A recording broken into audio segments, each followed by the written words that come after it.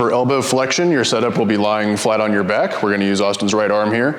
You're gonna bend your elbow to 90 degrees. We want this neutral forearm position. We don't want supinated or pronated to start with. You're going to be pulling into your own hands. You wanna place that below your wrist on that forearm. Our intention here is to engage all these muscles. Everybody knows about the bicep. There's a bunch of friends in here too, so we'll just call it your elbow flexion muscle group here. Then you're gonna drive the involved arm into your hand as the object that does not move. You're gonna maintain that for the desired amount of time and intensity and relax. Common compensations here is to be using your wrist a whole bunch. So if Austin pulls and he starts moving his hand, we're kind of diffusing that into some other motions. We want to keep that hand nice and relaxed as you then pull just the forearm into that block of your own hand and rest. And again, you should feel that in all these muscles here, kind of on the top of your upper arm.